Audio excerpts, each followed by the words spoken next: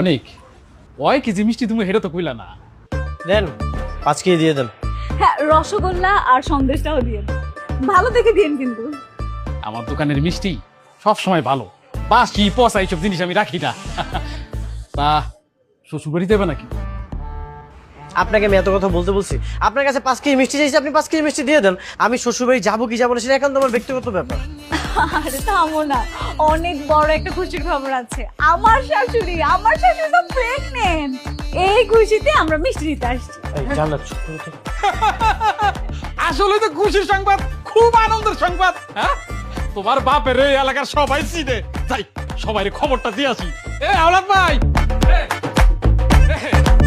আওলাদ ভাই, এই আমাকে সিরাজ ভাই বাপ হইতে যাইতাছে। এই নাও মিষ্টি খাও, আগারো আগারো আগারো। আরে ভাই, এটা আপনি কি করতেছেন? এভাবে চিৎকার চেঁচামেচি করছেন কেন? মাইক এনে দিও, মাইকিং করে সবাইকে বলেন। আনন্দের সংবাদ তো নিজেরা সামলাইতে পারতাছি না। এই ধরো। এটা মোটেও আনন্দের সংবাদ না, একটা লজ্জাজনক বিষয়। বুড়ো বয়সে বাচ্চা নিচ্ছে, আপনার থেকে আমি কোনো মিষ্টি নিব না। চলো। অনেক, এই আর 5 কেজি মিষ্টি।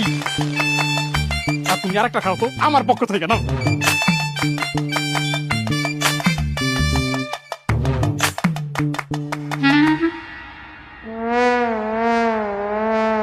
খাও খাও খাও।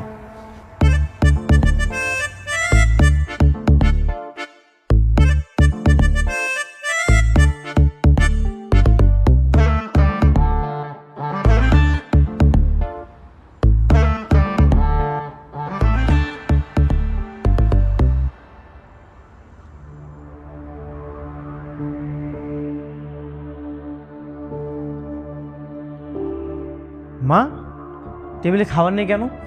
রাতে কিছু রান্না হয়নি? না, আমি রান্না করিনি। তোর বাবা বললো আমি আনতে গেলে নাকি আমার কষ্ট হবে। হ্যাঁ মা, একদম ঠিক বলেছে। আপনার যে অবস্থা, এই অবস্থা আপনার রেস্ট নেওয়া উচিত। আপনি ঠিক মতো খাওয়া দাওয়া করবেন আর মাঝে মাঝে এরকম আচার খাবেন, কোনো অসুবিধা নেই। এই তুমি থামো তো। মা, এসব কি সার্কাস শুরু করেছো? একটা তো এই বয়সে লজ্জার একটা কাজ করেছো, আবার যেসব ঢং করতেছো আমার না কিছু ভালো লাগতেছে না। ঢঙের কি আছে? তোর মাই শরীর নিয়ে রান্না করবে নাকি? যদি রান্না না করে তাহলে রাতে কি খাবো? হ্যাঁ তাই তো, একটা কাজ করি না হয় আমি রান্না করি। বলো না তোমরা কি খাবে, আমি রান্না করছি। তুমি এটা কি বলতেছো? তুমি রান্না করবা মানে? আর তুমি রান্না করলে তোমার কষ্ট হবে না? আমি থাকতে আমি কি তোমার কখনো কষ্ট হতে দিব? তাহলে একটা কাজ করি, আমি রান্না করি, না হলে কি সবাই না খেয়ে থাকবো না? তুমি কি পাগল হয়ে গেলে নাকি? তুমি রান্না করলে তোমার যে কষ্ট হবে সেটা তুমি জানো না? আমি থাকতে তোমাকে